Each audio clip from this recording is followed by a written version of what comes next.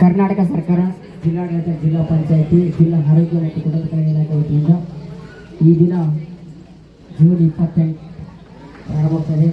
ಈಗಾಗಲೇ ನಮ್ಮ ಜಿಲ್ಲಾ ಪಂಚಾಯಿತಿ 2 ಹನಿಗಳು ಸಾಕು.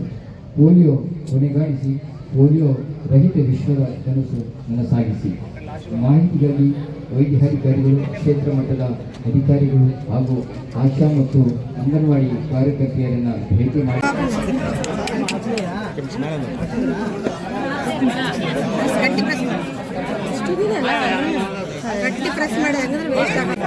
ಬಾಯಿ ತೆಗೆಯಲಿ ಅದೇ ಮದ್ದಿರೋದು ಮಾಡಜ್ಜಿ ವಿಜಿ ಮಾಡು.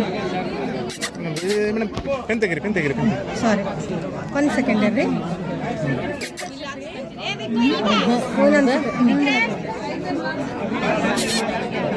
ಬಾಯಿ ತೆಗೆಯಲ್ಲ.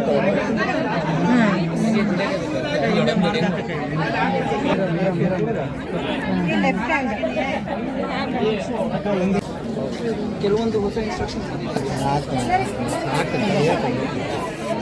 ಸರ್ ಕ್ಲೀನ್ ಹಾಕಿ ಸರ್. ಕೈ ಮೇಲೆ ಮಾಡಿ ಸರ್ ಸ್ವಲ್ಪ. ಹಾಂ, right sir, very good.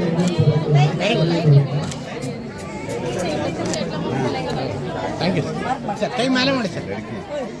Okay sir. 2000 मिलता है ಸರ್. ಸ್ವಲ್ಪ ಕೈ ಮೇಲೆ ಮಾಡಿ ಸರ್.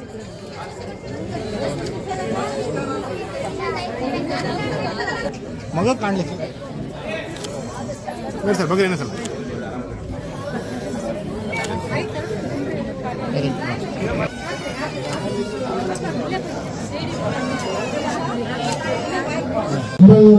ತಂಡಗಳು ಈಗಾಗಲೇ ಬೆಳಗ್ಗೆಯಿಂದ ನಾವು ಪೋಲಿಯೋವನ್ನು ಪ್ರಾರಂಭ ಮಾಡಿದ್ದೇವೆ.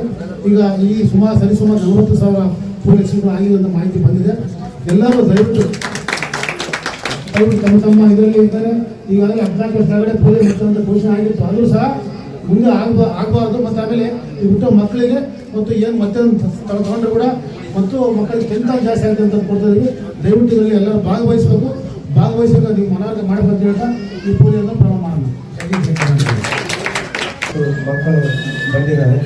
ಆದರೆ ಒಂದು ವಿಷಯ ನಾನು ಹೇಳಕ್ಕೆ ಇಷ್ಟಪಡ್ತೇನೆ.